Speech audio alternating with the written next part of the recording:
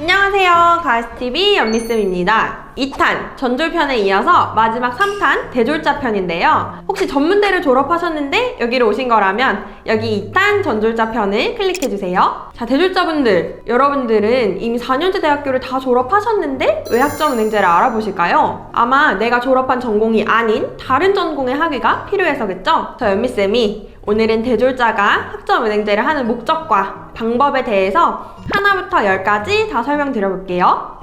4년제 졸업자가 학점은행제를 진행하실 때 이 6단계를 꼭 기억해주세요. 첫 번째, 보유학점 확인하기. 두 번째, 목표에 맞게 전공 설정하기. 세 번째, 목표 기간 설정하기. 네 번째, 수업들을 교육원 정하기. 다섯 번째, 수업 진행 방법. 여섯 번째, 학점 인정 신청 및 학위 신청하기. 순서대로 설명드릴 예정입니다. 그럼 바로 시작해볼게요. 첫 번째, 보유 학점 확인하기. 일단 대학교 졸업자들은 4년제 대학교에서 이수한 학점을 끌어올 수는 없습니다. 제가 상담할 때 이렇게 학점 인정 받을 수 없다고 말씀드리면 우리 학생분들이 굉장히 놀라시는데요. 그랬다고 해서 전문학사에 필요한 80학점을, 학사학에 필요한 140학점을 다시 다 채우셔야 되는 건 절대 아닙니다. 4년제 대졸자만이 진행할 수 있는 과정이 따로 있는데요. 바로 타전공 전문학사, 타전공 학사학위 과정입니다. 약간 복수전공이라고 생각하시면 되는데 이때 타전공 전문학사는 말 그대로 2년제 학위이고요. 36학점만 채우시면 됩니다. 그리고 타전공 학사학위는 4년제 졸업장을 또 얻는 거고 0학점부터 48학점까지 채우셔야 됩니다. 자, 둘 중 어떤 학위 과정을 선택해야 되는지는 여러분들이 진행하시려는 목표에 따라 달라지겠죠? 두 번째, 목표에 맞게 전공 설정하기. 그렇다면 우선 대졸자분들은 어떤 목적으로 이미 대학교를 졸업했음에도 불구하고 학점은행제를 진행하는지 한번 살펴보고 목표에 맞는 전공까지 제가 추천드려볼게요. 첫 번째는 기사, 산업기사 응시 자격이에요. 요즘 정말 많이들 물어보시는 내용인데요. 나는 법학과 졸업인데 건축기사가 필요한 분들도 있고 난 체육학과 졸업인데 산업안전기사가 필요한 분들도 있고 이렇게 국가 기술 자격증을 응시하려고 할 때 내 전공이랑 달라서 시험을 못 보는 경우가 있거든요. 근데 이때 이 응시 자격 때문에 다시 대학교를 입학할 수는 없잖아요. 그래서 학점은행제 활용을 추천드립니다. 먼저 산업기사를 응시하려고 한다면 타전공 전문학사로 설정을 한 후에 내가 시험 볼 산업기사 관련 전공으로 선택해야 됩니다. 예를 들어서 내가 전기산업기사를 본다면 전기전공 전문학사로, 건축산업기사를 본다면 건축전공 전문학사로 각각 전공 12과목씩 들으면 되는 거예요. 그리고 내가 기사를 응시하려고 한다. 그러면 타전공 학사로 설정을 한 후에 내가 시험 볼 기사 관련 전공을 선택하시면 되는데 여기서 저 연미쌤이 드리는 꿀팁은 보통 시험 보시려는 기사 종목이 거의 전기, 소방, 산업안전, 건축, 조경, 식물 이런 이학 혹은 공학 계열들이 많거든요. 근데 사실 이런 과목들이 온라인으로 많이 열리지가 않아요. 그래서 저는 기사 자격만을 좀 빠르고 저렴하게 갖추시려는 분들한테는 학점은행제 마법의 전공, 저렴하고 쉬운 경영학을 추천드립니다. 경영학이 생산관리 직무 분야에 포함돼서 웬만한 기사 자격증들 다 응시가 가능하세요. 대졸자가 학점은행제를 하는 목적 두 번째는 대학원 진학입니다. 4년제를 졸업했기 때문에 사실 일반 대학원은 전공 무관하게 다 지원이 가능해요. 근데 여기서 포인트는 바로 교육대학원인데요. 교원 자격증을 취득할 수 있는 교육대학원은 학부 전공이 지원하려는 전공이랑 같아야 됩니다. 예를 들어서 유치원 전교사를 취득하려고 유아교육대학원에 가려는 분들은 유아교육학이나 아동학 전공을, 상담심리교육대학원에 진학하려는 분들은 심리학을 전공해야 되는데 만약 내가 다른 학부를 나왔다면 학점은행제 타전공 과정이 방법이 되는 거죠. 자, 대졸자가 학점은행제를 하는 목적 세 번째는 사회복지사, 보육교사입니다. 100세 시대가 되어가면서 많은 분들이 오래 일할 직업을 찾으시는데요. 그중 대표적으로 사회복지사나 보육교사가 있죠.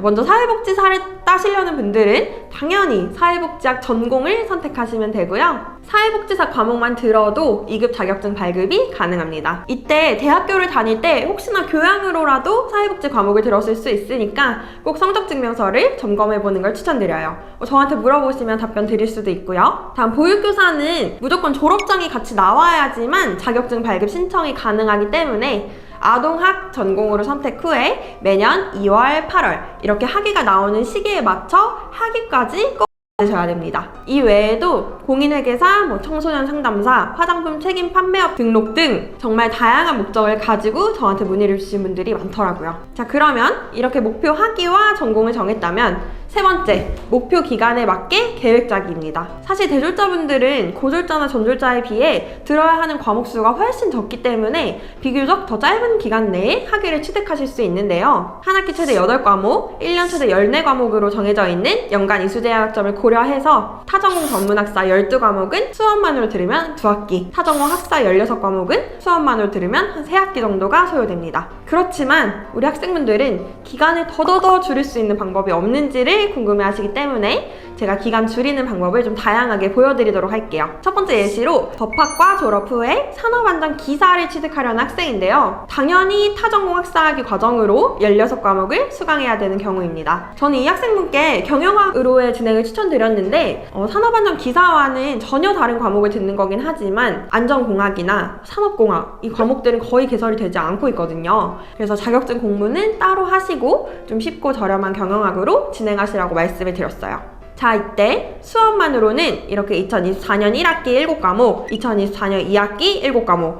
25년 1학기 2과목 이렇게 연간 이수 제한 학점 때문에 3학기가 걸리는 과정이에요. 그런데 이 학생분은 기간 단축을 원하셨기 때문에 저는 학점 인정 자격증 병행을 추천드렸어요. 여러분, 여기서 한 가지 짚고 넘어가야 될 부분이 있는데요. 이 타전공 학사학위 또는 타전공 전문학사 과정에서는 전공 자격증 딱 한 개까지만 학점 인정이 가능하고요. 중요한 건 대학교 재학 중에 취득했던 자격증은 학점으로 인정받으실 수 없습니다. 전공 자격증인지를 확인하는 방법은 국가평생교육진흥원 학점은행제 소개, 학점 인정 대상, 자격 단계로 들어가 보시면 되세요. 자격증을 이왕 병행한다면 학점이 좀 많이 인정되는 걸 추천드리고 싶어서 저는 경영학 전공 대표 자격증인 18학점짜리 매경 테스트를 추천드렸어요. 이 매경 테스트 덕분에 이분은 수업을 이렇게 10과목만 들으면 되고 3학기였던 과정이 2학기로 줄어들었죠. 근데 만약 이분이 선생님, 저 정말 자격증 근데 한 학기는 안 되나요? 이렇게 물어보실 수도 있잖아요.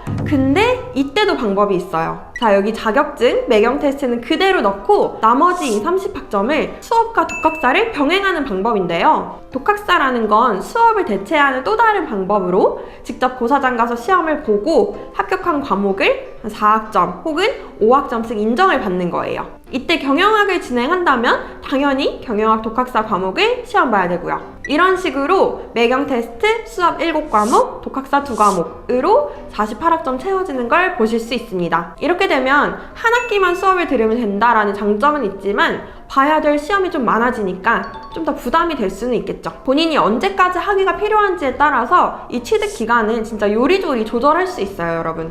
한 가지 예시 더 살펴볼까요? 이 학생은 회계학과를 졸업했는데 상담심리교육대학원에 진학해서 전문상담교사 2급을 취득하려는 학생이에요. 그런데 이 학생은 1년 만에 무조건 과정을 끝마치고 싶어 했기 때문에 수업을 줄여야 되니까 제가 처음에는 그럼 심리학 전공 자격증으로 직업상담사 2급 자격증을 넣을까를 고민했어요. 근데 이 직업상담사 2급은 20학점짜리 심리학 전공 자격증이라 수업으로 부족한 28학점만 채우면 되거든요. 근데 여기서 우리의 목표는 교육대학원 진학이기 때문에 지원하려는 대학원의 모집 요강을 꼭 확인할 필요가 있었는데요. 이 학생이 원하는 연대 교육대학원은 이렇게 전공 과목을 38학점 이상 이수한 자가 지원 자격에 명시되어 있었습니다. 이 경우에 직업상담사를 따면 우리는 28학점의 전공만 들으면 학위는 나오지만 이 교육대학원 모집 자격에는 충족되지 않는 거겠죠? 그래서 저는 이 학생분께 2가지 방법을 제시했는데요. 직업상담사 2급을 취득해서 기간을 줄이되 이 조건에 맞게 38학점은 다 듣는 방법. 이게 첫 번째고요. 두 번째는 독학사 심리학 과목으로 2과목 정도 시험을 보고 이렇게 수업으로 딱 맞게 13과목을 듣는 방법을 추천드렸습니다. 제가 지금 2가지 예시를 보여드렸는데 여러분들의 목표 설정이 얼마나 중요한지 좀 감이 오실까요? 이렇게 목표는 확실한데 아직 어떻게 플랜을 짜야 되는지 모르는 분들은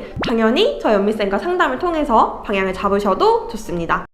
그럼 이렇게 계획을 짰으니까 실제로 수업들을 교육원을 찾아야겠죠? 네 번째, 수업들을 교육원 정하기입니다. 대졸자분들은 전공학점만 들으면 되기 때문에 교양 없이 전공 과목이 열리는 교육원을 찾으시면 되는데요. 자, 한번 같이 해볼까요? 예를 들어 내가 조경기사 시험을 보기 위해 원예학 전공을 진행할 거고 온라인으로 수업을 들을 거라면 여기 이렇게 표준교육과정, 교육훈련기간 조회에서 전공의 원예학, 유형은 원격교육으로 설정하시면 됩니다. 자, 그런데 이런 식으로 평가 인정 과목 수가 단 한 개씩 밖에 없는 경우에 이 전공을 진행할 수 없다는 뜻이거든요. 이럴 때는 대체할 수 있는 전공을 꼭 확인해 보셔야 됩니다. 또 교육원을 정할 때 여러분들이 놓치면 안 되는 부분이 있어요. 바로 전공 필수인데요. 전공별로 전공 필수와 전공 선택 과목이 나뉘어지고 전공 필수 과목이 단 1학점이라도 부족하다면 학위가 나오지 않기 때문에 꼭 주의해 주셔야 돼요. 전공 필수 학점을 채우는 방법은 두 가지인데요. 수업으로 다 수강하거나 전공 필수로 정해져 있는 과목들을 학점으로 환산해서 그 학점을 다 채우거나 예시를 한번 살펴볼까요? 전기공학 전공은 전공 필수 과목이 총 6개인데요. 수업은 전부 한 과목에 3학점씩이기 때문에 학점으로 환산하면 18학점이죠. 이때 우리는 전공 필수 6과목을 수업으로 다 듣는 방법이 있을 거고요. 만약 한 16학점 정도 되는 전기산업기사 자격증을 병행한다고 가정하면 전공 필수 18학점에서 16학점을 인정받을 수 있기 때문에 최소 한 과목 이상만 전공 필수를 더 들어주시면 됩니다. 그리고 한 가지 여러분들이 놓치지 말아야 되는 부분은 제가 추가로 짚고 넘어갈게요. 제 학생들 중에서 2008년 이전에 기능장을 취득하셔서 그 자격증 하나로 39학점을 인정받았던 경우가 있어요. 근데 그분이 저한테 물어보셨던 게 이 타전공 학사학위 과정이 16과목, 즉 48학점만 채우면 되는 과정이니 나는 3과목, 9학점만 더 채우면 되냐? 이렇게 물어보셨는데 여러분 의무 18학점이라는 조건을 꼭 기억해 주셔야 돼요. 아무리 보유하고 있는 학점이 많아도 꼭 6개 이상은 무조건 학점은행제 강의로 수업을 들으셔야 학위를 받으실 수 있습니다. 자, 이렇게 교육원을 정하고 주의사항을 알아봤는데요. 그럼 본격적으로 수업을 진행해야겠죠. 5번째, 수업 진행 방법입니다. 막상 수강 신청을 해도 수업 진행 방법을 잘 모른다면 학점 이수가 안 될 수도 있는데요. 저는 온라인 평생교육원 담당자니까 온라인 강의 위주로 수업 진행 방법을 설명드려 볼게요. 근데 그냥 여러분 대학교 강의를 온라인으로 진행한다고만 생각하시면 편하실 거예요. 이 학점은행 제도도 학위 과정이기 때문에 한 학기 단위로 진행이 되는데요. 보통 우리 대학교들은 1학기가 3월 시작, 2학기가 9월 시작 이렇게 고정적이지만 저희 온라인 강의들은 장소나 시간의 구애가 없기 때문에 매달 개강반이 있다고 보시면 됩니다. 이때 한 학기는 15주, 약 3개월 반 정도로 진행이 되는데요. 그냥 강의를 듣기만 하는 건 아니고요. 강의를 듣다가 중간고사, 기말고사 이렇게 시험도 보고 과제도 하고 평가 요소들이 과목별로 다 있습니다. 이 평가 요소는 보통 온라인 출석, 과제, 시험, 토론, 퀴즈, 참여도 정도로 구성되어 있는데요. 이 중에서 중요한 건 온라인 출석, 중간고사, 기말고사 이렇게 3가지로 생각해 보실 수 있습니다. 온라인 출석은 말 그대로 수업을 들으시는 그 자체가 출석 인정이 되는 거예요. 강의는 실시간 강의가 아니라 녹화 강의이기 때문에 따로 시간표가 있지는 않고 그냥 출석 인정 기간 내에만 아무 때나 들어가서 들어주시면 되는데요. 15주 과정이기 때문에 1주차부터 15주차까지 매주 주차별 강의가 열리고 출석 인정 기간은 보통 2주 정도로 생각하시면 됩니다. 그 다음은 시험이에요. 8주차 때는 중간고사, 15주차 때는 기말고사 이렇게 과목별로 시험 2번씩 있고요. 보통 금, 토, 일, 월 이렇게 4일 정도 기간을 주고 제한시간 1시간 내에 25문제 정도 푸시는 형태입니다. 다음은 과제예요. 과제는 교육원마다 좀 다를 수는 있는데 보통 과목별로 한 번씩 있고요.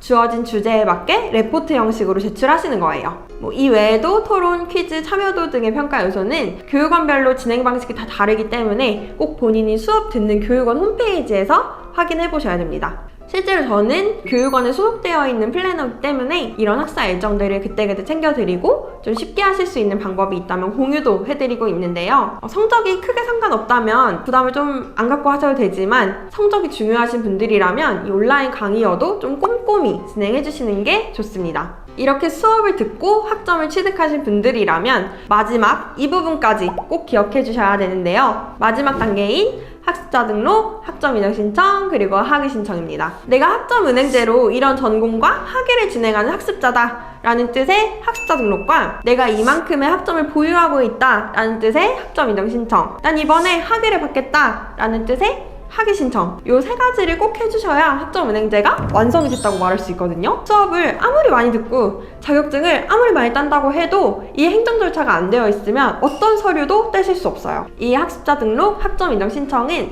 매년 1월, 4월, 7월, 10월 이렇게 4분기로 진행이 되고요. 학위 신청은 2월 학위의 경우 전년도 12월 15일부터 1월 15일까지, 8월 학위의 경우 6월 15일부터 7월 15일까지 가능합니다. 자세한 방법은 여기 국가평생교육진흥원에서 가이드 영상으로 확인하실 수 있습니다. 자, 오늘 이렇게 긴 시간 동안 대졸자들이 학점은행제를 하는 이유와 방법에 대해서 살펴봤는데요. 저는 개인적으로 상담을 하다 보면은 이미 4년제를 졸업했지만 또 다른 목표를 이루려고 이 학점은행제를 알아보시는 분들을 볼 때 진짜 좀 멋지다 이런 생각 많이 들더라고요. 그렇기 때문에 늘 이분들이 할 수 있는 좀 더 빠르고 저렴하고 적합한 방법은 없을까를 고민하곤 하는데요. 오늘 이 영상을 보시고도 어떤 방법이 나한테 더 좋은지 판단이 좀 어려우신 분들은 고민 말고 아래 카톡 링크를 클릭해서 저희 연미쌤에게 문의를 남겨주세요. 언제든 진심으로 상담 도와드리겠습니다.